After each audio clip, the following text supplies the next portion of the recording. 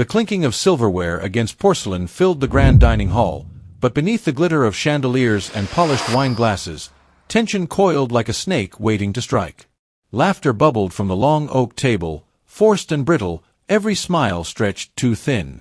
Tonight was supposed to be a celebration, an anniversary dinner hosted by the company board, all eyes on the power couple at the center. He sat tall, his shoulders squared, his dark skin radiant against the crisp white of his tailored suit. His silence carried weight, the kind of quiet that could silence an entire room without effort. Across from him, his wife wore diamonds like armor, her lips painted red, her gaze sharp as glass. She leaned close, whispering something to a board member, her words dripping with contempt she didn't bother to hide. Then it happened, sudden, sharp, and deliberate. She turned, her hand tightening around the stem of her wine glass, and spat. The spit landed on his cheek, hot and humiliating, the sound of it louder than the orchestra playing softly in the corner. The hall went silent. Forks froze mid-air, glasses trembled in half-raised hands. No one dared move. No one dared breathe.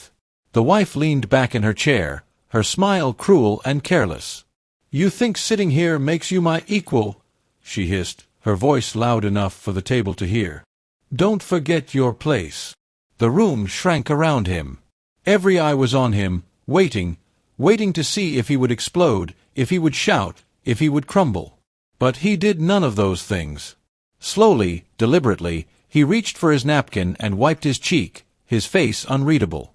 He placed the napkin neatly beside his plate, his posture unbroken, his dignity untouched. And then he smiled. Not the smile of a man humiliated, but the smile of a man who held a secret so powerful it could shatter the ground beneath her feet. Because what she did not know, what none of them realized, was that the man she spat on wasn't just her husband. He was the quiet architect of the empire they all worshipped. 90% of the shares. 90% of the control. 90% of the power, sitting silently beneath their noses, hidden behind his calm eyes and patient restraint. But he did not reveal it. Not yet. Justice, when it came, would not arrive in fury or fire. No, justice would come quietly, like a storm rolling in on the horizon, silent until the thunder struck. Hi viewers, kindly tell us where you're watching from and what time it is. Warm welcome to the family, enjoy the story. The wife laughed bitterly, raising her glass in mock victory, oblivious to the trap she had just tightened around herself. And the man? He only sat there, his hand resting gently on the table, his silence wrapping around her like a warning she could not hear. The dinner continued, chatter rising again in nervous fragments, but nothing was the same. For the board members who watched, the image of spit gleaming under the chandelier stayed burned in their minds. And for the husband, the countdown had begun. What kind of justice would a man unleash when the world thought he was? The next morning, the story of the dinner spread like spilled wine across the boardrooms and corridors of the company. Executives whispered in hushed voices, assistants gossiped by the elevators, and even the janitors had heard. "She spat on him," they said, as though it were a scene pulled from a cheap drama. And he just sat there, calm, like nothing happened. Her laughter from last night echoed in their minds, cruel and cutting. Many thought he had been broken by it, that his silence meant submission. But those who looked closer, those who paid attention, saw something else in his eyes. Not defeat. Not shame. Something colder. Something sharper. In the penthouse apartment that morning, she paraded through the living room in a silk robe, coffee in hand, humming. She thought herself untouchable, her little performance at dinner a victory. She had reduced him, reminded everyone of his place. To her, he was nothing more than the husband she tolerated, the man who sat quietly while she carried the shine of their marriage like a crown. "Did you see their faces last night?" she said, laughing as she flipped through a magazine. "They'll never forget it. I told you, you're only at that table because of me." He didn't reply. He stood by the floor-to-ceiling window, watching the city breathe beneath the morning sun. His silence had become her background noise, so familiar she no longer feared it. She thought she owned the stage. She thought her diamonds made her queen. But the truth stood there in a simple black suit, gazing at the skyline with eyes that saw beyond her vanity. His phone buzzed. A single message appeared on the screen.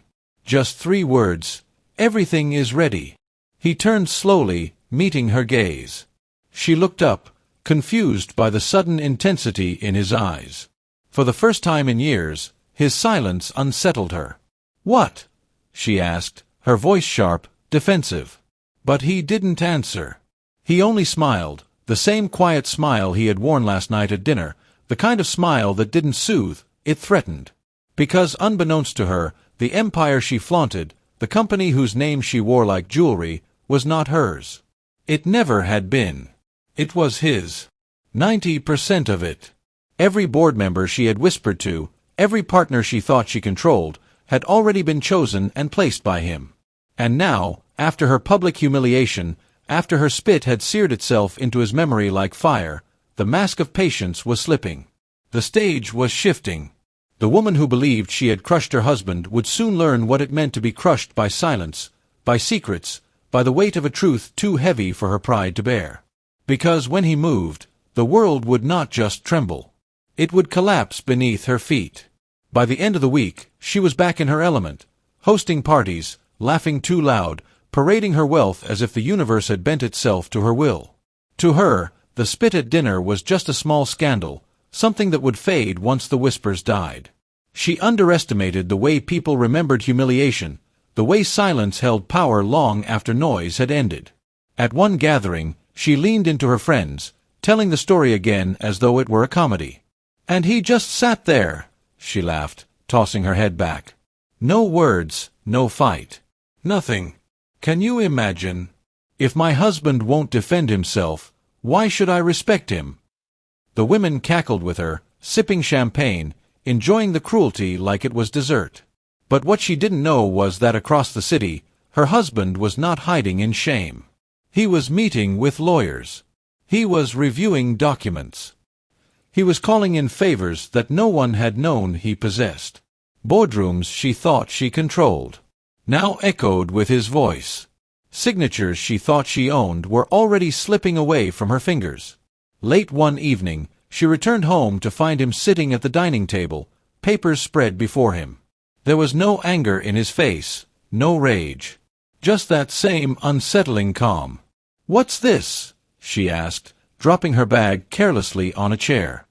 "Numbers," he said simply. She laughed, rolling her eyes. "You and your numbers. You think anyone cares about your spreadsheets? This family's name, my name, is what keeps everything afloat. Don't forget that." But she was wrong. And deep down, he knew the time was near to show her. 2 days later, at another business dinner, the board members rose when he entered, not when she did. Their respect shifted quietly, almost invisibly, but she felt it. She noticed how their eyes lingered on him, how their hands tightened when she spoke. She noticed the unease, but she couldn't place it. That night, she confronted him. "What are you doing?" she demanded. "I can feel it. Something's happening. You're planning something, aren't you?" He didn't answer right away. He only poured himself a glass of water, the sound of it echoing in the silence. Finally, he said, "Do you ever wonder who really owns the ground you're standing on?" Her heart skipped. She forced a laugh. "I built this life. Everyone knows it. Without me, you're nothing." But as his calm eyes met hers across the table, a chill slid through her. For the first time, she realized, she might not know this man at all. And soon, the dinner where she thought she humiliated him would look like a spark compared to the firestorm about to consume her. The storm broke on a Thursday morning. She was still in her silk robe, sipping coffee, scrolling through her phone when the email alert chimed. It wasn't from a friend or a gossip site, but from the company's official board secretary. The subject line read, "Notice of majority ownership and executive restructuring." Her hand froze on the cup. She clicked it open, her eyes racing across the words. Her husband's name appeared again and again. Chairman, controlling partner, majority shareholder. Her breath caught. She blinked once, twice, as though the letters might rearrange themselves into something less terrifying. Slamming the laptop shut, She rushed into his study, where he sat, calm as ever, reviewing more files. "What is this?" she demanded, her voice trembling. He looked up, eyes steady. "The truth. You can't. This has to be some kind of mistake. I've always had the controlling share. My father left it to me." He interrupted, his voice quiet but cutting. "Your father sold those shares long before you thought to check. I bought them. Slowly. Quietly. Over years. While you were too busy chasing appearances, I was building substance." She staggered back, the walls suddenly too close. Her mind spun with a memory of countless dinners, endless parties, nights when she dismissed him as small, ordinary, beneath her. All the while, he had been carving out the very foundation she stood on. "You deceived me," she whispered, more to herself than to him. "No," he replied, rising from his chair. "I was patient with you. I gave you respect when you gave me none. I gave you dignity when you tried to strip mine away. And now I take only what you so freely abandoned, your trust." She wanted to scream, to claw, to undo it all with fury. But deep down, fear coiled in her chest. She had thought his silence meant weakness. Now she saw it for what it truly was, quiet power, sharpened over time. That evening, she tried to rally her allies, calling board members, pleading with friends. But one by one, they answered her with the same refrain: "He's in charge now. We answer to him." Her reflection in the mirror that night looked foreign, eyes wide, painted lips trembling. For the first time, she felt the ground shifting, not beneath him, but beneath herself. And though she would not admit it out loud, she feared the next dinner, the next gathering, where the world would finally see that the man she had spat on was the very man who now held her future in his steady hands. The invitations went out under his name this time. A company banquet, exclusive and highly publicized, set in the grand ballroom of the city's most opulent hotel. Every partner, investor, and board member would attend. It was no ordinary dinner, it was a stage. A stage where reputations were either gilded or gutted. She dressed herself with trembling hands that night, draping diamonds on her neck as though they could shield her from the truth. But no gem could silence the whispers already circling in society. The husband she had humiliated had risen far above her reach. When they entered the ballroom together, the lights seemed brighter, harsher. Cameras clicked. Eyes followed. Normally, she basked in such attention, but now the gaze felt sharp, like knives pressed against her skin. Her husband walked beside her, calm and commanding, his tailored suit fitting him like armor. At the long head table, he stood before the crowd. His voice, measured yet rich, carried across the hall. "Tonight is not about wealth," he began, his gaze sweeping across faces that had once doubted him. "It is about honor. It is about remembering that respect costs nothing but is worth more than gold." Murmurs rippled through the guests, their eyes darting between him and the wife who sat rigid in her chair. Her hands clutched her wine glass, knuckles white, as he continued. "For years," he said, "I walked among you quietly. Many overlooked me. Some disrespected me.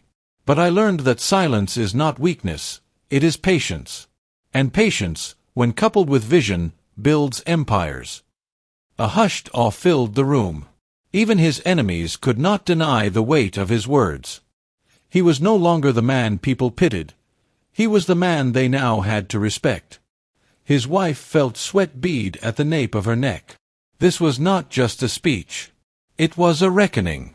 He hadn't raised his voice, hadn't humiliated her publicly the way she once had humiliated him. No, he was showing her something more painful, the strength she could never match. Then came the moment that froze her heart. He turned toward her seat, his eyes locking with hers, and said, "And let us never forget, the way we treat those closest to us reveals who we truly are." The hall erupted in applause, but she heard none of it. All she felt was the weight of every eye shifting to her, remembering that dinner, remembering her cruelty, remembering the man she thought was powerless. And in that moment, she realized her greatest fear: he wasn't done. This was only the beginning of his quiet justice, and she had no idea how far he was willing to go. The applause still thundered through the ballroom, But to her it sounded like a hammer striking the coffin of her pride. She forced a smile, brittle and shallow, as if she too shared in the joy of the evening. But her trembling hands betrayed her, and her eyes darted nervously across the sea of guests. When the clapping finally died down, her husband raised his hand gently, calling for silence. His voice softened, but that softness carried more weight than any roar. "Tonight, I want to honor not myself, but the people who truly believed in me when I had nothing. The ones who showed me kindness when it wasn't fashionable to do so." A hush spread. He lifted a champagne glass, but instead of toasting to his wife, as she expected, his words cut in a different direction. "To the ones who never spat on me when I was vulnerable. To the ones who understood dignity has no color, and respect has no price." The crowd stirred, some nodding, some biting their lips. The wife felt the room's energy shift away from her, a current that pulled her out of favor.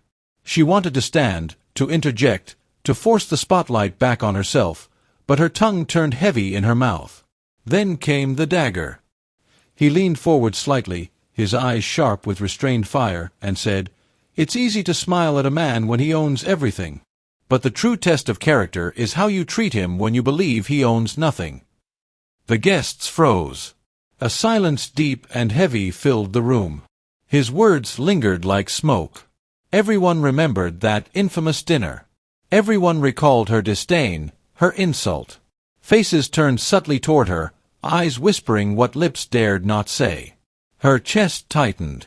She wanted to vanish under the tablecloth. Yet he smiled, not cruelly, but with that same quiet patience that had carried him from shadow to empire. That smile said more than words. "I have nothing left to prove. You have everything left to answer for." The dinner continued, though she barely tasted the food on her plate. Every laugh from the crowd stabbed her ears, every toast sounded like judgment. The more her husband commanded the room, the smaller she felt in her chair. And when the orchestra began to play, when partners and board members swarmed around him with congratulations and admiration, she knew the truth that chilled her soul. The man she had belittled had risen so high, even she could not reach him any more. Yet as the night wound down, and the last glass clinked in farewell, she realized with a dreadful certainty, he hadn't truly moved his pieces yet. Tonight was only the prologue of her undoing. What came next would not just sting her pride. It would unravel her entire world. The car ride home was a silence so thick it pressed against the windows. She sat rigidly, her hands folded tight in her lap, staring into the dark city lights as they flashed by. Her husband's profile was calm, almost too calm, like the surface of a lake concealing the weight of something dangerous beneath. She cleared her throat once, then again, as if to force words past the lump that had formed there. Finally, she managed, "You embarrassed me tonight." Her voice wavered, but she clung to it like armor. He didn't look at her. "No," he said evenly, his tone steady, measured. "I only told the truth. You embarrassed yourself." The words landed like blows. She turned toward him, her lips parting in protest, but his gaze remained fixed on the road ahead. His silence weighed more heavily than anger ever could. When they reached the mansion, she moved quickly inside, retreating to her vanity mirror. There she sat, staring at her reflection, searching for some explanation in her own face. The jewels glittered, but they felt like chains. Her eyes, once sharp, once certain, now seemed wide and lost. Behind her, the door creaked open. He stepped inside, his presence filling the room with quiet gravity. "I built an empire with hands no one believed in," he said. His voice was low, almost a whisper, but it carried power. "And when I made you part of my world, I thought you would stand beside me, not above me. I thought respect would be natural. But what you gave me," he paused, his reflection meeting hers in the mirror, "was contempt." Her chest tightened, words tangled in her throat. For a fleeting moment, she wanted to reach out, to apologize, to mend. But pride, sharp and unyielding, shackled her tongue. "I only said what everyone else thought," she muttered, though even to her ears it sounded hollow. He gave a faint, almost sorrowful smile. "And that," he said, is why you will watch them all leave your side when they realize the man you scorned is the man who holds their world together. Then he turned, walking away, leaving her alone with the sting of his words. The night grew long. She tossed in silk sheets, but sleep never came. Every tick of the clock echoed her mistake, every shadow whispered the same truth. She had struck at a man whose power stretched far beyond her imagination. And somewhere in the mansion, her husband planned his next move, not in anger, not in haste, but with the patience of someone who knew that quiet justice was stronger than any outburst. What she didn't know was how soon that justice would arrive. And when it did, it wouldn't just threaten her marriage. It would strip away everything she thought was. Morning sunlight spilled through the curtains, but it carried no warmth for her. She moved mechanically, dressing in clothes that once made her feel untouchable but now felt like brittle armor. The mansion's silence unnerved her. No footsteps, no humming from the staff, no sound of her husband moving about. Only the hollow echo of her own guilt. Downstairs, she found him in the dining room. He was seated at the head of the long mahogany table, sipping his coffee as if nothing had happened. But the tension in the air betrayed the truth. He didn't look up when she entered. He simply pushed a folder across the table toward the empty chair beside him. She frowned, sliding into the chair and opening it. Inside were photographs, documents, contracts, proof of ownership, shares, and assets. Her eyes widened as she flipped through the pages. 90%. He owned nearly the entire company. The empire she believed belonged to her family, the security she thought her father had handed to her, was actually his. "You see," he said calmly, finally meeting her gaze, "when I bought into your family's company, I did it quietly. They were too proud to admit they needed me, too desperate to ask for help. But I knew, and I helped. I saved it from collapsing. Piece by piece, share by share, I built control. 90%, tucked neatly away." Her throat went dry. But why didn't you say anything?" "Because I wanted a wife," he replied simply. "Not a worshipper. Not someone who loved me for what I could give. I wanted someone who saw me as a man. Not as a wallet, not as a charity project, not as a shadow." The words struck deeper than any rebuke. She clutched the folder, her knuckles whitening. She remembered all the dinners where she had flaunted her supposed superiority, the arguments where she threw his background at him like an insult. And all the while, he had held the strings, choosing not to pull them, until now. Her heart pounded. "So what now? Are you going to destroy me? Destroy us?" He leaned back, the calmness in his posture more terrifying than rage.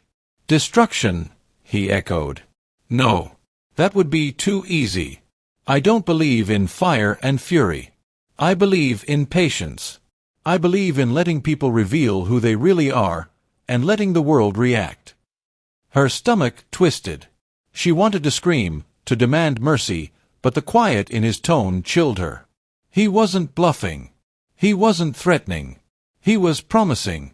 And as she sat there, surrounded by evidence of his silent power, one truth became clear. Her world was no longer hers. It belonged to the man she had spat on in front of everyone. And the cruelest part, he hadn't even started yet. That evening, the mansion filled with voices again, but not the ones she expected. Laughter, clinking glasses, footsteps of guests arriving. She wasn't told there would be a gathering, and when she stepped into the grand hall, her breath caught. The room shimmered with elegance, filled with men and women in sharp suits and gowns, the very backbone of their company's board. At the center, he stood tall, welcoming each guest with the quiet confidence of a man who had nothing left to prove. His handshakes were firm, his voice steady, his presence magnetic. For years she believed he was tolerated only because of her family's name, a charity case elevated by marriage. But here, watching the way the directors leaned in when he spoke, the way investors smiled at his nod, she realized how blind she had been. He caught her staring. Their eyes locked, and though he didn't smile, the faintest shadow of triumph flickered in his gaze. It wasn't cruel, it wasn't boastful, it was a reminder. A reminder that she had spat on not just her husband, but on the man who held everything she valued. The speeches began. A director toasted to the company's future, praising the man she had mocked as the driving force behind our growth. Another investor raised his glass, calling him the silent architect of our success. Her ears rang with every word, each sentence peeling away the illusions she once clung to. When he finally rose to speak, the room fell silent. His voice carried not through volume, but through weight. For years, I stayed quiet. I believed my work would speak for itself. Tonight, I want to say only one thing. Power is not loud. Power doesn't need to boast. It stands firm, even when it's spat on. Her knees weakened. Gasps rippled through the crowd. He didn't mention her name, but every soul in that hall knew. Every glance that shifted toward her burned like fire. She wanted the floor to open beneath her. She wanted to vanish. But instead, she stood frozen, her face flushed with shame, while her husband, the man she humiliated, stood tall, applauded by the very empire she thought belonged to her. And in that moment, she understood something dreadful. This was only the beginning of his quiet justice. Because public humiliation was never his weapon of choice. It was only the curtain rising. The applause thundered, echoing through the marble halls, but she could barely breathe. Her palms sweated, her throat tightened, her once unshakable pride now trembling in pieces at her feet. Yet, as she stood there, frozen under the weight of his words, he remained calm, unflinching, as though this entire night had been carefully orchestrated. After the speeches, the guests mingled again, sipping wine and trading whispers. Every few steps, she caught fragments of their words. So he's the true power behind the company. I never knew he held so much. She didn't even see it. How blind. Each syllable struck like a dagger, each whisper a mirror reflecting her arrogance. And then came the final blow of the evening. A lawyer in a sharp navy suit stepped onto the small platform, carrying a sealed envelope. He addressed the room with practiced authority.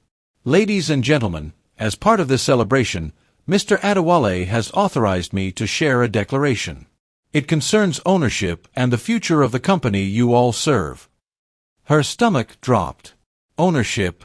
Declaration.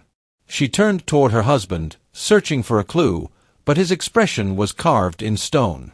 The lawyer unfolded the paper and began. Effective immediately, documents confirming Mr. Adewale's 90% controlling stake in the company will be filed publicly. For those unaware, his ownership has been secured for years through silent partnerships and private acquisitions. Tonight, he wishes to remove all doubt. He is not only the co-founder you thought, but the sole decision-maker who has carried this company's vision since the beginning. Gasps swept across the room like a wave. Glasses clinked, some hands clutched pearls, some faces widened in awe. And she nearly collapsed. 90%. 90. The number spun in her mind like a curse. For years, she believed herself untouchable, safeguarded by her family's name and their supposed shares. But now, the truth stood unshakable before her. She owned nothing, controlled nothing, and had spat on the very man who held it all. The lawyer folded the paper and stepped down. Applause rose again, louder this time, a chorus of approval for the quiet giant she had mocked. Her husband raised his glass and said only this: to truth, to patience, and to justice, served quietly. The toast burned in her ears. She lifted her own glass mechanically, her hand trembling so hard the wine nearly spilled. And as she forced the bitter liquid down her throat, one thought screamed in her mind.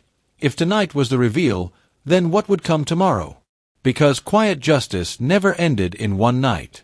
It unfolded, slowly, deliberately, until nothing was left standing.